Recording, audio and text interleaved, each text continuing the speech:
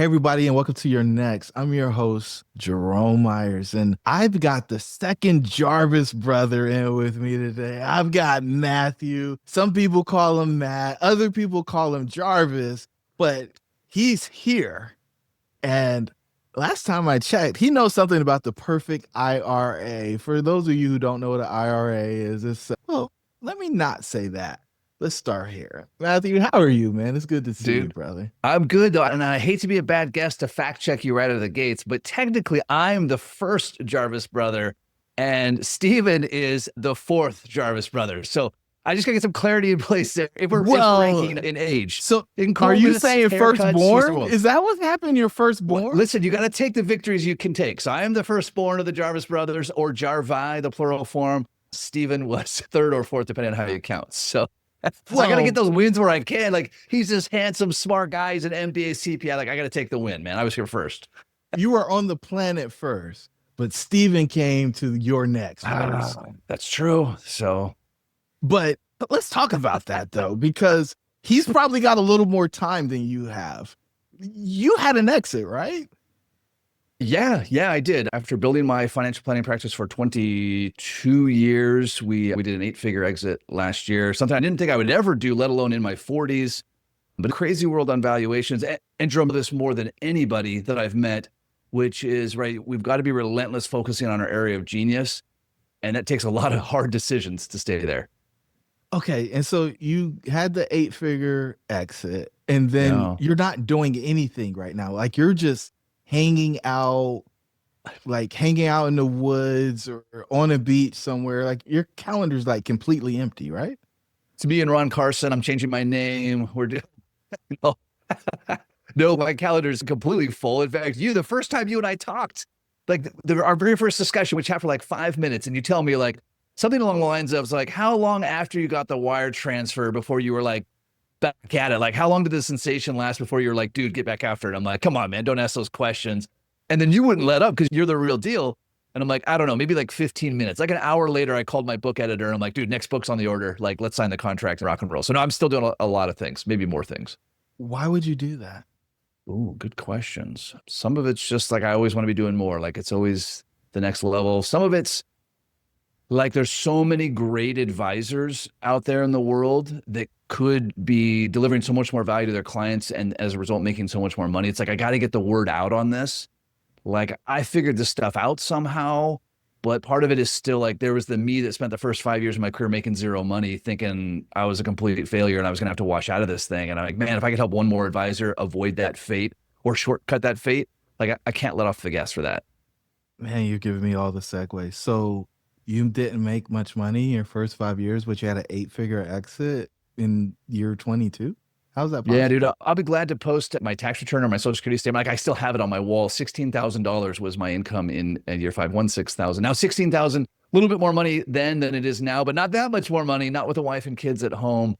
Financial crisis. Like, dude, it was brutal, man. I used to each morning get to the office and I would spend like the first hour trying to figure out how to quit. I would like do the numbers. I'm like, well, I owe money to this guy and I owe money to this guy and I have this thing. And so if I quit, I'll lose my house and we'll have to move in with my mother-in-law who I love, but I don't want to live with. Shoot. And then everybody will know I'm a loser. I guess I better get back to work. Like that was my power hour in the morning was how do I quit? And then I wouldn't be able to figure out how to quit and I would get to work. I don't recommend that approach. Like that's like the worst approach. But that was like every morning for a long, long time. And it sucked. And it's because it's hard to do this industry. It's hard to get started in this industry. Now, the industry is because it started to explain what the RIA is. Oh, So, yeah, what's the yeah. industry? Yeah, financial planning. So RIA stands for Registered Investment Advisor. It's sort of like one sliver of the financial planning industry. There's, I don't know, what is about 300,000 financial planners in North America. And RIA represents one kind of sliver of those advisors. And so, how'd you get introduced to the business? Because staying in something that you're not having success in for 5 years just seems like a lot. Yeah, yeah. So I got started in the industry working with my dad, who's a really great financial advisor, but like so many professionals, not good at business, which I don't say with any disrespect. I have a huge amount of respect, but Jerome, it's one thing to be a good practitioner, and it's another to know how to do sales and marketing and have a value proposition and know how to charge and know how to show people your value. And so he had struggled along for a long time. He brought me in thinking that if I joined him, that somehow we would solve all the problems. Now, when I joined him, I was 21 years old. I knew nothing and I knew no one. And so like he didn't really know how to succeed. I certainly didn't know how to succeed, but we just kept like grinding it out. We kept grinding it out. And then like in 2008, in the middle of the financial crisis, Dad got real sick. He's better now, but he got real sick. He had to quit overnight, like literally overnight, he had to quit. And so there I was, a practice that had been doing terribly. I had to call these clients in the middle of the financial crisis. Remember, the market's down 50% and say, hey, listen, Dad had to retire. And then I remember one client specifically, she said to me, she says, Matthew, it sounds like the rats are jumping off a sinking ship. Like, Jerome, I can hear this lady's voice in my head. And it wasn't because she was trying to be insulting. Like, she was scared too. Like, the financial crisis was scary. And I said, yeah, it does sound like that, but that's not the case. We're going to keep going. And at that point, I realized like I need to do all the things I was afraid to do, or this ship is going to sink. In fact, the ship's probably going to sink either way. Like I might as well light it on fire and go out in glory than suffer it out. And so then I finally did all the things I was afraid to do, turned the ship, found some good mentors, and off it went from there. All right. So sorry, dude, that's like a lot, but it's the I real don't deal. think it's a lot at all. And how there was no compassion in her voice. My dad man, said, I can still hear it. You're rats. Like the rats are jumping off the ship. It was brutal, man. What in the world? Well, I'm glad you remained professional instead of telling her about herself, because you probably couldn't tell that story if you did, not without violating an NDA of some sort. So, all right, you're there, right? So Dad started the practice. Is that what happened? And then you took he over started. He started clear back in 1990, which back then it was life insurance stuff, and it hadn't evolved into financial planning, but we had started doing a little bit more of that. Yeah, so I'd worked with him for 5 years, then he got sick, had to stop, and so I just took over, and I did all the things I had been afraid to do, like charging fees and having a prospect process and consolidating investments and so many things that a lot of us are afraid to do. And then I started meeting advisors who were at the next level and who were honest about what it took to get there. Like I thought you had to have some level of charisma or charm or intelligence or network. And then I realized like there's just things that successful people do, and they do it again and again and again. And if I do those things, I'll probably get some similar results. And I did. So it sounds like process. You put process in place and started following a model of success. Yeah, and a lot of forcing mechanisms. Like I set a rule saying I won't work for anybody for free. Because if you and I sat down, like if Jerome, if you like even right now today, you're like, listen, Jarvis, give me the friends and family discount. Like, yeah, totally, dude. No worries. Because I love working with people, right? But that's not how you have to run a business. So I just set a rule for myself. Hey, I don't work with anybody for free. Like if you're not paying me a fee, I can't work with you. Like if I want to do a pro bono day, we can. But I had to put a lot of those rules in place, stuff like that, all sorts of stuff like that. I don't make exceptions to my investment models. I don't make exceptions to my fee schedule. Like I need all of these rules or I'll welch on it in the moment. Wow. So can you think of a time where that was an inconvenient decision, but you stuck with it anyway? Because I think a lot of people make decisions and then they're like, oh, well, I'm just going to make an exception on this one. But the first time you do it, you stick to it and it works out the way you expect it to or think it should. It's like, oh, why would I ever do anything different? Yeah. No, that's a good point. And I always tell people, like, whatever you believe in, right? God, Allah, the universe, fate, karma, whatever it is, like it's going to test your resolve. So if I say, hey, listen, I'm no longer to work with a client for free, or my minimum account size is $1 million, I promise you, like the next day, someone's going to come in just under your minimum. Because again, God or the universe, whatever higher power wants to test your resolve. Like, are you in fact going to hold to this? Or were you just making that up? Were you just dreaming that I'm going to start doing sit-ups every morning? And so, yeah, every time I set the rule, immediately somebody comes in. One comes to mind. I have a rule. I don't do split accounts. We manage all of your assets or we manage none of your assets. It's just a firm rule of mine. So I had a client. He'd been a client. He had a couple $1 million with us. He says, hey, listen, I found this other advisor. I'm going to pull $1 million off and have him run it. And you're going to still keep the other 2 million. And I said, dude, I don't do that. I manage the whole thing or I manage nothing. And he says, well, this guy says it's not a problem. I said, I get that and good for him. That's just not what I do. And the client says, really, are you serious? Like you're going to give up my entire account. You're going to refuse to work with me if I don't keep all my assets here. And I said, dude, my rules are my rules. Like if I give on that, what do I give on next? And he was pretty upset and he left and I lost that account, right? 3 million of AUM is it's meaningful money. It's real money. Yeah, 30 grand a year. It's real money. Yeah, 1%. Yeah. And he was a great client. I loved working with him. And on one hand, his request was a reasonable one, but I have to have these rules Now, like if I'm meeting with you in a coaching setting, like you're coaching me, which would be a real honor, and you say, "Hey, Matthew, we should really revisit a rule on it from a business standpoint," I can have that discussion in that environment. But if I'm in battle, if I'm meeting with a client, my rules cannot be negotiable in that moment. Because if I give on that rule, the client's got to say, like, what other rules is Matt going to give on? Like, if he wasn't serious about this, is he serious about this other thing? Like, integrity is a big deal. Integrity is a big deal. And keeping integrity when only you'll know that you didn't keep your Mm-hmm. integrity is when, like, I think you actually find out whether you have it or not. Because Yeah. if, you're only doing it because other people will know, well, that's not actually a forcing mechanism. Like, that's not an internal guidance or intrinsic motivation. So Yeah. magically you get thrusted into the driver's seat, Yeah. right? You're a captain of the ship and you go from $16,000 a year to making it work and Yeah. eventually growing it to a place where you're able to exit, which for most people they have no idea how they're actually going to get there. They just imagine that one day they'll have 8 figures in their bank account. That journey can be compressed into like 2 minutes. What I'm very Yeah. curious about Sure. is how do we take the 20 years and like there's usually a few pivotal moments. So we've come up with this thing we call the 8X's of a founder. And so it usually goes from being an employee to being chief everything officer, which we've Yeah. talked about a little bit so far. Then you go from chief everything officer to some type of like thought leader or product manager.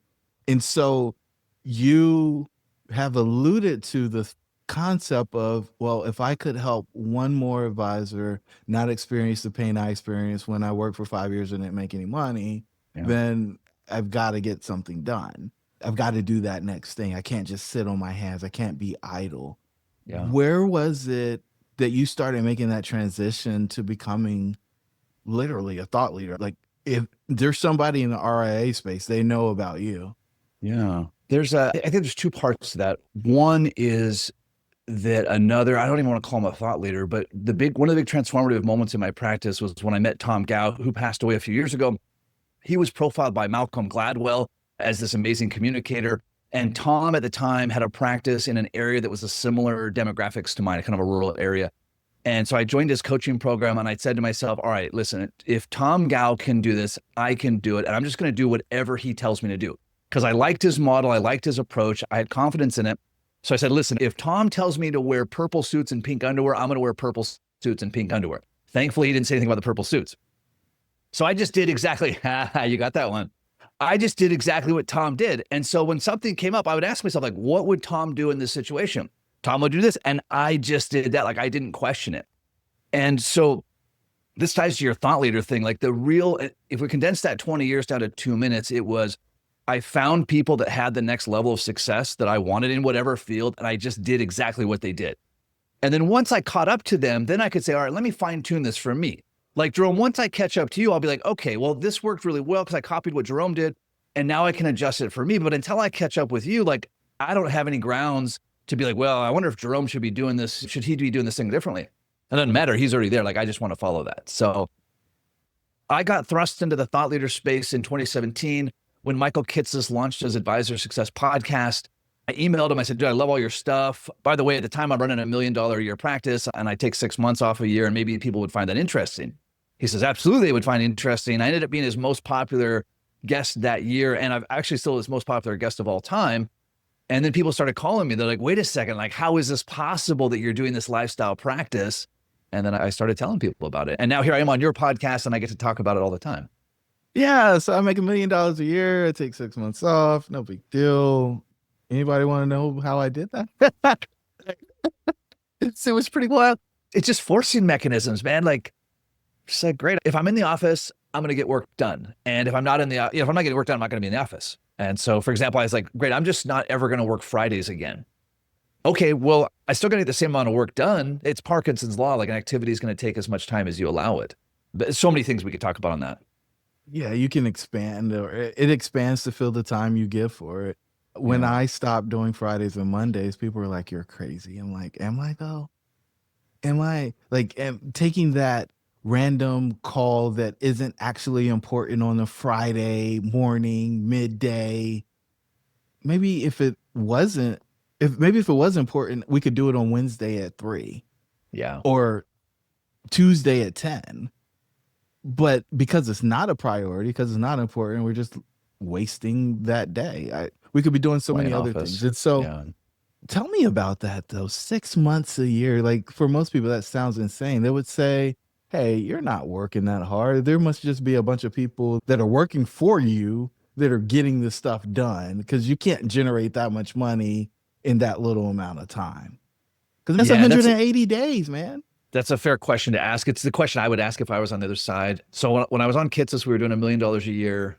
This was a few years ago, and it was myself and an office manager. That's it. There was just two of us. Now, a couple of things, and you mentioned this about taking Fridays off. I want to make sure that people know that when you and I are at work, we're working harder than most people, right? What I run into, and I always want to have this caution out here, like when I'm the 6 months I spend in the office, I promise I'm getting more done than most advisors are doing in a full year. And I'm not saying that to be super arrogant. What I run into though is advisors, and they come to me and they say, hey, Matthew, I'm running my practice just like yours. I take all this time off. And I said, great. How much money are you making? Well, I made $43,000 last year. Cool. Is this year 4 of the, no, I've been in the industry 15 years. Okay. Your practice isn't anything like mine. You're spending all of your time playing office. And I'm sorry, this is a soapbox for mine, but it does people a lot of disservice to think like, oh, the key to success is taking time off. No, the key to success is being really intentional about your time. But Jerome, to your point, like if I'm going to meet with people, let's do meetings all day, not one off on a Friday. And then the whole day is wasted. It's become It's my all pet wasted. peeve. Yeah. It's total It's waste. become my pet peeve. And it's like, oh, well, I'm here. Might as well do this. And you tinkle with that and you diddle Yep. there. I'm like, no, like, let's get absolutely to it. So, how did you figure out? Because I did 194 in 2024. How did you Dude, figure out? congratulations. How'd you figure out that it was possible? Like, was there a ramp up on the days off? Like, or did you just say It's a no funny, Fridays and then oof, it all worked? Nah, there's a funny story on that as well. Like, I don't know. I'm not necessarily like the smartest guy in the world. I just find people that are doing smart things and I try to do what they're doing. So I was at a conference. I meet this guy and he says, Jarvis, come here. I want to show you something. He's an old timer, right? But I love learning from old timers. The quiet guy in the room is the guy I want to talk to because that's the guy who knows what's going on. So he pulls out of his briefcase an old green and white spreadsheet. Jerome, I can't remember how old you are, but like for those of us that have been around a long time, spreadsheets used to be a printed thing. They were green and white. They had little squares on them before Excel. He had one that he'd been carrying around for like 30 years. And every month he would update like his weight, his blood pressure, how much money was in his bank account, how many days off he took. And he says, Jarvis, I want to show you this. And he showed it to me. It was like his sacred grail. And he says, anything you track, you will improve, which we've all heard that saying, but he had literally been tracking it. And so I thought, I'm going to start tracking this too. I'm going to start tracking my income. I'm going to track how much money's in my bank. And then I thought, well, I'm going to track how many days off I take. I'm going to track how much money I make on average on a day. So once I started tracking days off, like the first year, it was 12 days. I actually still have the spreadsheet. I'll share it with you sometime. Then I'm like, 12 days. I bet I can get to 40. And then I bet I can get to 50. I bet I can get to 100. I bet I can. And so it just became a game that I played. Now I was watching my income at the same point. Like I didn't want to take time off and lose money, but it became a game. And then it was a forcing mechanism. Like, all right, great. If I'm going to take a month off, like I took a month to go to China with my family. We back to back through China one time for a month. If I'm going to take a month off, I got to make sure my office isn't going to burn down while I'm gone. Well, for that to happen, I got to have systems in place and I got to have a team who can handle this thing. And it just forces it all to happen. It's super fun. You can introduce a constraint and then you figure out and fill your way through the mechanism to actually make that outcome, because the outcome doesn't change, right? Like we want the same outcome. We're just reducing the resources that we're putting. And that's leverage. Like that is the definition of leverage. So, all right, we get to the liquidity of that. So Yeah. how does this work? Somebody just knocks on the door and says, Matthew, we want to give you 8 figures. No, it doesn't work like that. Not that dollar amount. There's definitely people that will call you and offer you money for your practice, but they're typically bottom fishing, right? What happened? How do we get this in 2 minutes? I had realized that for as rapidly as I had grown my practice and for as efficient as become, I had really let off the gas in a lot of areas. Like it had almost become too efficient. In fact, I had coaches on the regular telling me like, Jarvis, you've made this too well oiled of a machine. You're going to get bored here and it's going to start falling apart. You're going to neglect it. Jerome, for those of you who can't see us on the podcast, the guy's like, yeah, dude, I could have told you that. You should have called me a few years ago. So I found myself letting off the gas. The machine was still cranking out money. We were still delivering value to clients, but it was really, I was just phoning it in. And then the valuations in our industry took off. They went to double what they'd ever been. I got connected with a great guy, Ted Jenkins, who had exited his practice. And he said, dude, I can get you 8 figures. And I said, there's no way in hell. In fact, I bet him 10,000 that he couldn't. I ended up paying him a lot more than 10,000. No, I literally did. When he started talking about his numbers, I put on LinkedIn, $10,000 says that Ted Jenkins is full of crap, that he can't actually produce deals at these valuations. And he called me because he's a good guy. He says, sign an NDA and I'll show you the deals. So I signed the NDA, he showed me the deals. I paid him the money and I signed him up and he found me a really great deal, great partnership. 10,000 in addition to whatever the fee was, or 10,000 was part of the fee? 10,000 ended up being part of the fee because trust me, the fee ended up being a lot of money. But I would have paid him the 10. But he's a smart guy. He's like, listen, don't pay me the 10, just sign the contract, because he got a lot more than 10. But so it sounds like working with professionals is a common theme in your journey and been a secret to you achieving the level of success that you've been able to achieve. Is that fair? Yeah, 100%. Ever since I broke 6 figures of personal income, I've had a steady stream of coaches. Like I've probably talked to a coach almost weekly for 10 years, 15 years, 12 years, something like that. Like I need a sounding board. Like I need a sounding board all the time. Yeah. It's tough being an entrepreneur, right? It's tough being a professional. It's tough just living, right? I need a sounding board. And so I need someone who can see what I can't see and point me in the right direction. Which is why I love talking to you. Like guys like yourself, like there's this, some kind of sense that you've developed, right? And maybe it's just that you can step back and be like, hey, listen, dude, like I know you're running in this hamster wheel like crazy. Like let's step out of the wheel for just 1 second. And there's a lot more to this. But I don't have that wisdom. I haven't developed that yet. And so if I can find someone that has it, like their fee, whatever it is, pennies on the value. Well, for some. For some. Yeah, well, that's true. That's a good point. That's not a blanket rule. Yeah, I've been a cynic of the industry for a very long time, but there's a will agree as well. Yes, proceed with caution. Like find a good one. Find somebody that gets recommended by somebody you respect. Yeah. So Ted gets you, I don't know how many offers he gets you, but you get the offer that finally closes. Was there anything in that process that shocked or surprised you, blindsided you? Yeah, the biggest one was realizing how big of a disservice I had done to myself by letting off the gas, right? Because I had let off the gas a couple of years ago. My practice was still making a ton of money, ridiculous amounts of money, but I had stopped the growth engine, right? And when M&A activity is going on, mergers, anything, people want to know how you're going. Nobody wants to buy a stalled asset. They want to buy something that's on a growth trajectory. And so because I had let off the gas, that had a major negative impact on the valuation. And I realized like, hey, had I 3 years ago gone through this process, or 3 years ago said, hey, I need to keep my foot on the gas until I'm ready to change lanes, it would have been millions and millions of dollars difference. And so the money is one part. Like I would love to have millions and millions of dollars more, but it was really like, wow, I left a huge opportunity on the table because I let off the gas. Like this could have been so much more than what it was because I let off the gas. So let's go there. Because please. People don't know what letting off the gas is. They're like, oh man, what do you mean? Like we systematize it. We got people for that. What does it actually mean? Like I'm sitting here, I'm listening to this thing. I'm like, man, it's a great lifestyle business. Yeah. When you say I let off the gas, what do you mean? I would boil it down to I stopped being uncomfortable, which feels really cliche to say. Like I knew how the machine worked. I knew if a client called with this question, this is how I'd answer it. I knew if a prospect came in, this is the thing. And so what I didn't know is like, boy, how do I build a bigger team? Well, instead of me taking the uncomfortable action to learn how to build a bigger team, I'm just going to coast. Where it shows up with advisors is we just say, great, we say, what was your revenue growth? Right? How many new clients did you bring in? Did you increase your fees? Have you increased your value to clients?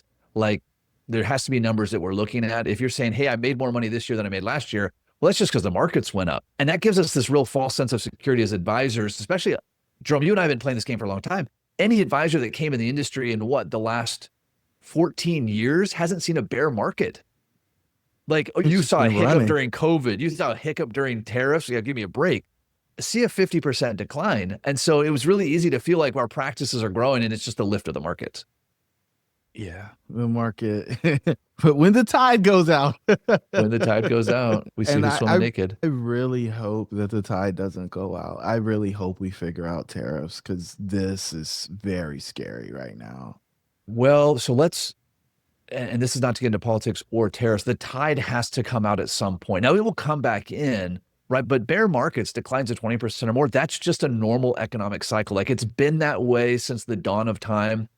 If we read Stocks for the Long Run, which looks at US history since like the 1700s, like every 10 to 15 to 20 years, you have to have this big correction. And I'm not saying it's now, I'm not saying it's within the next 5 years, the next decade, but as advisors, we have to be ready for that, right? 2007, 2008, 2000, 2001, 1997, 91, 92, 73, 74, like these happen. And if you're not running a healthy margin, like a 50% margin on your practice, and you don't have a growth machine, it could put you out of business. And then who's being helped? Then who's being helped? So it's a part of the evolution. And I think people need to hear that in this space because I'm seeing a lot of people freeze. They're paranoid. They don't know what to do. And I think when people don't know what to do, they do nothing. Yep. But you're saying, hey, growth engine has to keep going.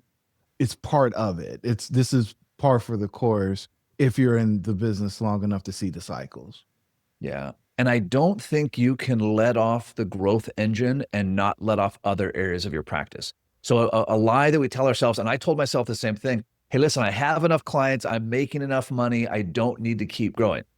Well, your clients are getting older. They're taking distribution. Some clients are going to die. Some clients are going to leave, whatever the case may be. So your practice, and it's a cliche, like whatever's not growing is dying, but it's the truth for a practice. Like you can carry momentum for a long ways, but I've never seen an advisor who can let off the growth engine and then they don't also let off their team development engine, and they don't also let off their personal development engine, and they don't also let off their value to clients. Like there's this thing we let off in one area and we let off in all areas. Doesn't mean you can't take an area and say, hey, listen, I'm going to delegate that to somebody else, or I'm going to reprioritize my life. But if this thing is still part of my life and I'm not pushing it forward, the whole thing's dragging me back. So you get the offer, you sign the deal, you go through due diligence, that, hey, we didn't grow and that's impacting the multiple. Why not kill it and say, I'm going to grow it? I definitely had that thought, and that's certainly an option. I'm not convinced how long these valuations will last. Valuations are too high to be supported on cash flow. It's like real estate. Like commercial real estate can get bid up, but at the end of the day, it has to go back to cash flow. So the reason that practice is always sold for 2 to 3 times gross is that's what the cash flow can support. Selling a practice at 5x gross or 6x gross, like it has to be this arbitrage thing. And you can tell me that arbitrage is this fancy thing. It always requires someone else to be willing to pay more. And the music always stops. It just has never not stopped. Now, is it going to stop this year? I don't know. Is it going to stop in 5 years? I don't know. At some point, the music will stop. And so I could have said, hey, listen, I'm going to walk away from this 8-figure valuation. The valuations go back down to half that amount. And then maybe I can grow back up. But that's a long ways to grow back up. And so I thought it would be foolish to not take chips off the table when I could. It's such a lucrative opportunity. I'm winning in Vegas, baby. I'm taking these chips off the table. I'm taking all these chips out. Yeah. You could have bet it all on black, but you chose to take the chips off the table. And I think it's wise. For a lot of people, 80%, especially if you've done the thing for 2 decades or more, 80% of your net worth's tied up in the business. Yeah, it was 100%. And so you take the chips off the table, get some financial security for the family, and then it opens up some other options. But the thing I don't think most people understand once they hit the liquidity event is that they're going to experience something other than the joy of the money hitting the bank account. And you've alluded to this earlier, but when you got the wire, because you got a wire, you didn't get a check. I'm silly. I say, send me the check. I want to go to the bank and hand it to a person, but you got the wire. And how long did it really last? Was it really 15 or 20 minutes? It wasn't past the end of the day. Like I got the wire, I took a screenshot of it. I showed my son because he and I talk business stuff and I would just want him to understand things. And I sent it to a couple of my close buddies. And then it's like, wow, that's really cool. All right, well, I got to get back after it. Like, what's next? Like, what am I going to do? Now, I still have a transition. I've still got time. I still got a team that I run that I'm really passionate about. But because it's not just like a walk away number. Those deals don't work the same way. But yeah, like it's not this euphoria. Like what I'm gonna do is I'm just gonna sit back and drink margaritas for the next 10 years. Like that's not, I think that's how we're programmed. So did you, and I don't actually know this part yet, which is, it's fascinating. So you're working for the acquirer running a piece of business, or are you out completely? Like, how did that part work? Yeah, so typical deal structure is simply some version of half the money up front and half is paid over a couple of years based on revenue retention. So I have a real vested interest, both financially, but also for my team. Ron, I want them to be successful. And so I have a really vested interest for that to keep going. So at a minimum for the next couple of years. And then once that earnout gets done, then we'll determine what happens next Okay. from that And regards. Yeah. payout based on retention. Sometimes it's a stock thing, but for you, it's just how much of the revenue stays in, and, or I guess probably assets, and then it comes to your revenue. That's really interesting. So how does it feel to be employed now? Because you go talk to folks about expense reports, I expect, and probably some other things that aren't really exciting. Well, so that's the interesting thing. And that's where you've got to be really careful on There we buyer go. seller selection, right? And which feels cliche to say, people are like, oh, culture has to be a good fit. I listen, culture or not, I want to know what my day is going to look like. Like, what am I doing next Thursday? Because you're right, Jerome. If I got to sit in an expense report meeting, like, it's not going to go well. Most of the good buyers right now in the space don't want to get in your way because they don't want to take over your practice. Like, it's a relationship thing. Like, they, as much as possible, they want to get out of your way and they want to get you out of your own way. Like, they want to. So I actually don't sit in any expense report meetings. I don't sit in compliance meetings anymore. I don't sit in HR functions. I meet with clients and I work with the team on how to do better at financial planning, and everything else is taken care of by someone else. So not only did I get a big check, I'm also like, wow, I'm actually back to doing the things that I most enjoy doing. And yeah, no one's going to get away. Now, I suppose if I went way outside the lanes, someone's going to say something. Like if I'm doing stuff that's not compliant, it's not just me on the line. Like someone's going to be like, dude, knock that off. But no, these buyers don't want to get in your way. They want the opposite of that. Yeah, when Ron or Romani came on, he talked about staying out the way and really just letting the people do the thing. And then Yeah. it's how they've been able to just amass just a huge book, bringing all Well, these it's how different. they're doing a big push acquiring practices. I know a lot of really good advisors that have now joined Carson who said, well, I would never join a group like Carson. And then they realize, oh, wait a second. Turns out that Carson built this thing and they're smart at what they do. And it turns out they're way smarter than any of the rest of us on a lot of things. Doesn't mean they're perfect. So if they can handle my compliance and my marketing and my technology, like here's one, Jerome, cybersecurity risk.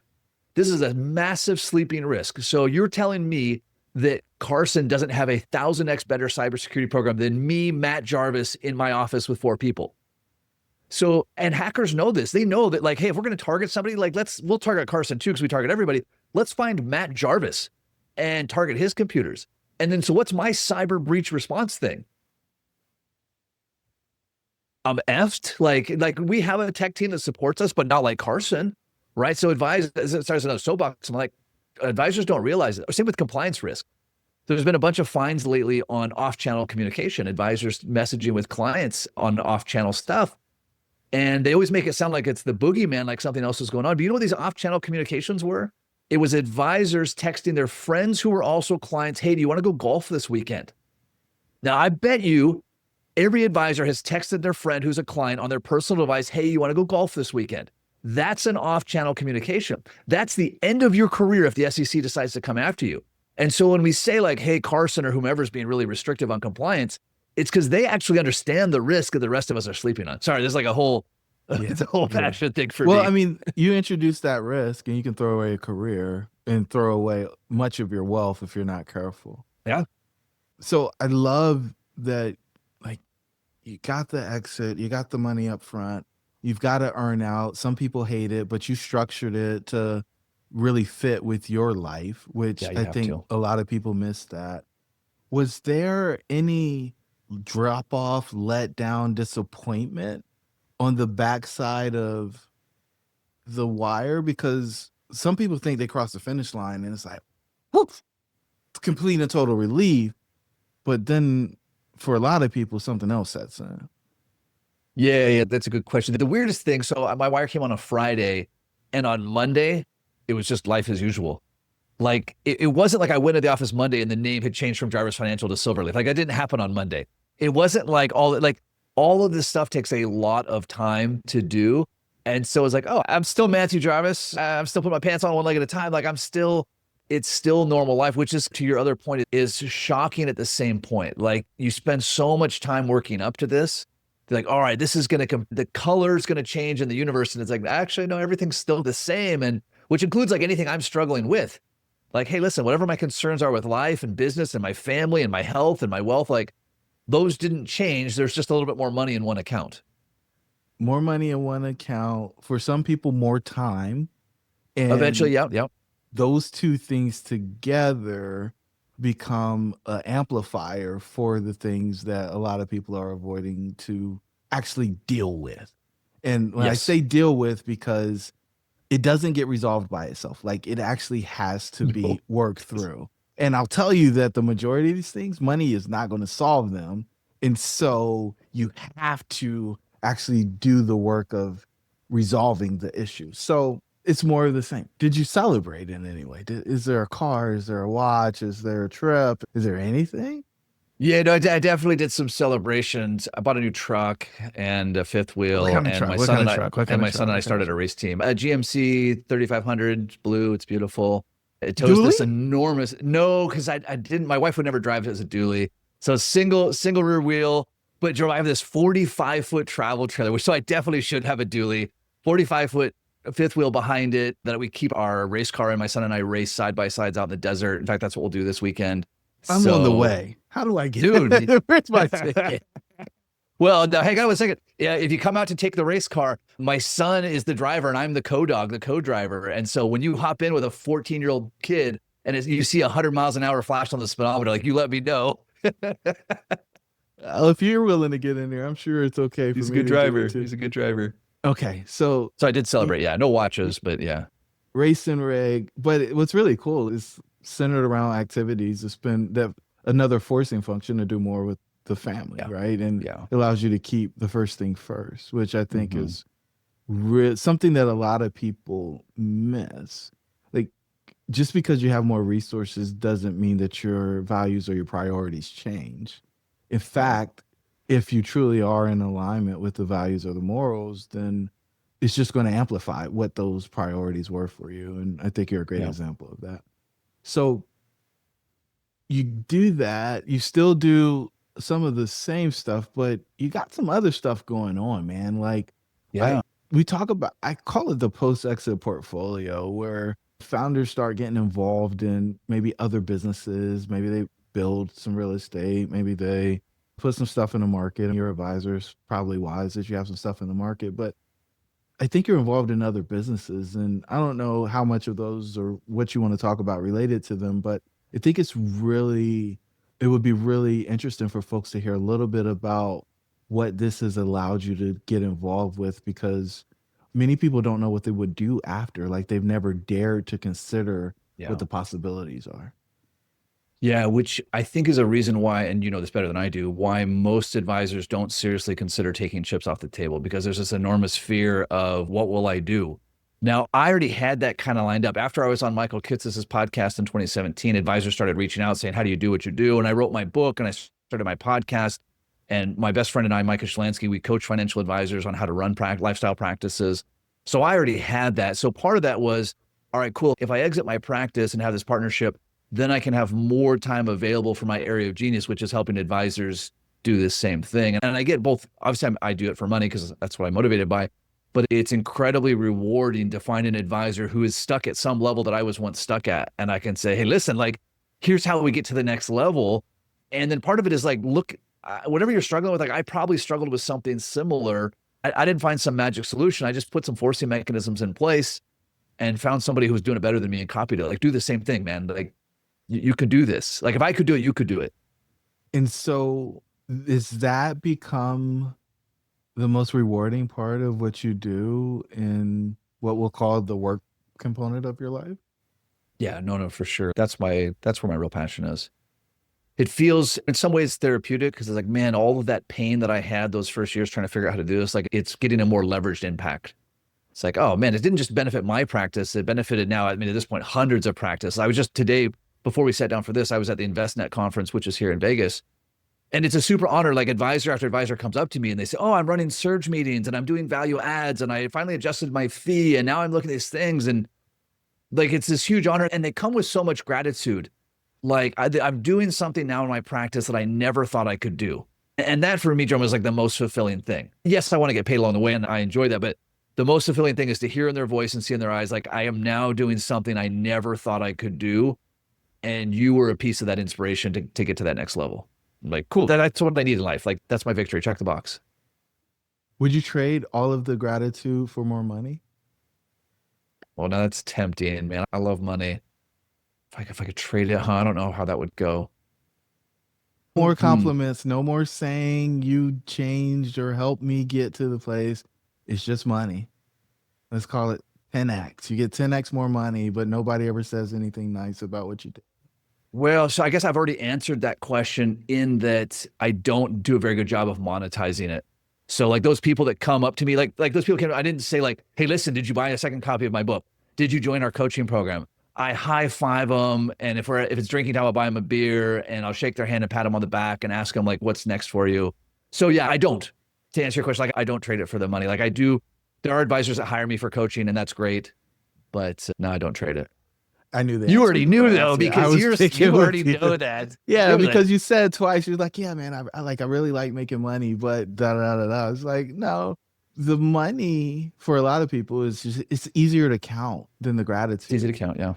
And it's for a lot of people, it's just an indication that I'm actually adding value because people stop making the investment if they're not getting something from it. Like that's people vote with their dollars very quickly. They And do. I think all great people, good people, people who want to make the world a better place should be well compensated because they get to Hmm. do more great things as a Yeah. result of having access to the resources. And I think you've been rewarded. So is do you talk about something called massive value? Is that I like actually have. I'm wearing right now my sledgehammer of value. Yeah. So Mike and I talk all the time about delivering massive value because there's this misconception or there's this like excuse for success that advisors that are making a lot of money are doing it by ripping off their clients. And there are for sure some advisors that are that way. I haven't met any of them, but I'm sure they're out there. And so one of the core tenets of the perfect RIA, there's three core tenets, right? One is to run a wildly successful or wildly profitable practice. The second is to be able to take 6 months off a year with your family. And the third is delivering massive value to clients, which is the prerequisite of the other two. And so I always want to make sure that I'm delivering quantifiable value to clients on a regular basis, both because that was the deal, but also for my own head trash. Like I need to be able to look and say, hey, if Jerome's a client of mine, like here's what I did for him this year that's valuable. Now, Jerome, you may or may not weight that as valuable, right? Because as a consumer, you get to decide what's valuable. But as the advisor, I can look and say, hey, listen, this is what I did for Jerome this year and next year and the last year. And I can really measure that. And that helps me a lot. And it's a win-win for everybody. I love it. I love it. I Yeah. love it. And the But you concept live by this too. Like I see this in every I think that's why we're drawing together. It's like I look at the value that you deliver to in your podcast, in people, even when we get on the phone, like it's this outpouring of value. And it's true to who you are. Like I'm not just trying to blow smoke your direction. Like you and I have talked to people that are like really stingy with their value. They're like, well, I have the secret sauce and I'll tell you if you pay me. It's like, well, do you have the secret sauce? And if you're this stingy now, you're probably going to be stingy later. Yeah, yeah, probably not my people. probably But not. I really appreciate that. Double down on it, man. I found myself in a place where I was being generous with a bunch of people who were takers. And it's very easy for you to believe that your behavior is inappropriate because you feel like you get the short end of the stick when you get there. What I realized was I was just around the wrong people. Yeah. And so when I can hang out with folks like you and the other folks in your network, you just end up in a place where you can be generous and you know that there's mutual benefit and reciprocity and Yeah. people are looking for ways for everybody to win. And eventually we're going to do some events together and some other really Yeah, we cool are. content. Yeah, And we are. for me, this is so exciting. And you've been so generous with your time. We've covered so much ground today, man. I like to wrap these things up by asking two questions. And the first one is what's the one thing you want the listeners to take away from the episode? Big, boy, biggest one would be create forcing mechanisms for yourself. I always like to say if willpower was enough, we wouldn't have this discussion. And there's so much shame that comes from like, oh, I should be getting up earlier. I should be doing this. There is no should. Like I do it or I don't do it. And if I don't like what I'm doing or not doing, like I need a forcing mechanism around that. So create those forcing mechanisms. And then this is the first time I'm going to ask this question. Ooh. When you think about your exit, what would you have done differently, or who would you have added to your team to make it be more successful, or have you better prepared for post-exit fulfillment? Boy, that's a good question. I don't know if this is something I would do differently, but something I haven't talked about is I worked with a business coach throughout the entire sale process. A fellow named Aaron Walker is a dear friend now, someone who had already been through exits, right, Jerome? Someone like yourself, who I had calls with him almost on a weekly basis, not on the numbers side, not on the deal terms. So he knew all that stuff. Just like big A, like I'm dealing with this thing. Like, what about this? And he would say, all right, Matthew, next time you go to the table, you need to talk about this thing. Like you've got this blind spot. And so I was so blessed that Aaron came in my life and that he was able to show me blind spots that I just didn't even know existed. And so I think I was blessed to have that, but that's got to be the most important thing. Who's watching for your blind spots? Because you can't see them. Like that's literally what they are. Who's got your six, man? It Who's is got your the six? thing. Yeah. Who's got It's a your real six? thing. Man, this is awesome. Thank you Dude, so my much for pleasure. bringing the energy. Thank you for the wisdom, the experience.